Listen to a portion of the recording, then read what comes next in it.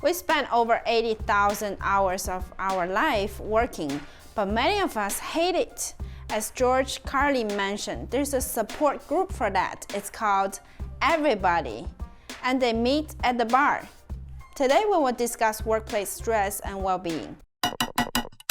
The two main questions we will try to address are you stressed at work? And are you well at work?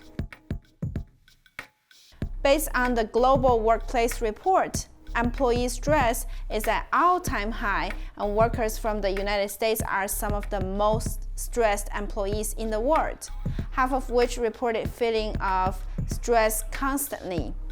In the past 3 years, the global pandemic has been a significant factor we cannot ignore, which has become a challenge to the state of employees' overall well-being. Job stress refers to the harmful physical and emotional responses that occur when the requirements of the job do not match the capabilities, resources, or needs of the worker. There are different types of stress. Some are task-related, for instance, your work is overloaded. Some are role-related, for instance, you don't have a clear role and the ambiguity could lead to stress. Some are related to social factors, for instance, interpersonal conflict. Some of the stressors are acute and based on single incident, while many others are chronic due to events over an extended period of time. Job stress typically leads to adverse reactions to employees' well-being.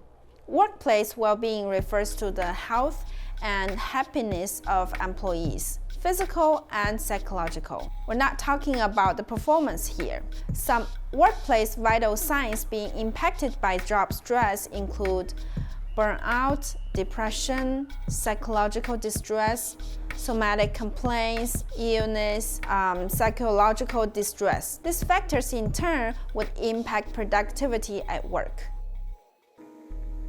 There are many sources for workplace stresses. The characteristics of the job, for instance, occupation, email usage, the characteristics of the people, for instance, the gender, and the characteristics of the environment, such as violent and toxic environment, and the global pandemic. People in every profession experience work stress. Among work stress studies, nurses, physicians, and other medical-related occupations are widely researched. Many characteristics of the job and environment, such as risk, time pressures, long-standing hours, contribute to the job stress. The characteristics of many other occupations also lead to high workplace stress, such as federal law enforcement officers, service sector employees, teachers, university staff, etc. Information and communication technology, ICT, plays important roles in determining how our work is done. One specific aspect, email usage, became a stressor at work. The demand, as well as the mismatch of our expectations on email use extent, affect our perceptions of work relations, job control, and job conditions. A measurement tool was also developed to operationalize this new term, digital stressor. The role of gender in workplace stress is also studied. Working women tend to experience more stress due to multiple roles, career progress limitations, and workplace discriminations. Research further investigated the double jeopardy effect of gender and age on workplace well-being for old women. Work environment greatly impacts our stress level as well. Workplace aggression like violence and toxicity is evident stress that contributes to employee well-being. Broader environmental disasters like terrorist attacks and pandemics also significantly impact mental health. The COVID-19 pandemic became a major stressor and called for awareness of workplace mental health. The safety issue, the missing social component of work, the work-life imbalance, the risk of losing one's job, and the role changes all contribute greatly and longitudinally to employees' mental wellness.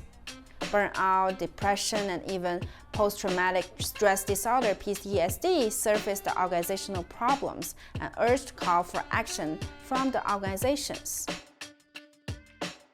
There are significant effects of stress and well-being on the workplace productivity.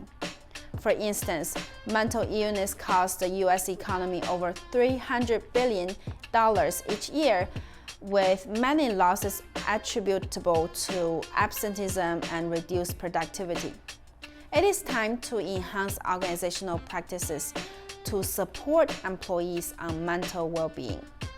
Interventions such as stress management intervention, mindfulness training have been implemented and studied. It is also important to understand the intervention has to be customized to fit the context to be more effective. What are your thoughts on job stress and well-being? Thank you for watching.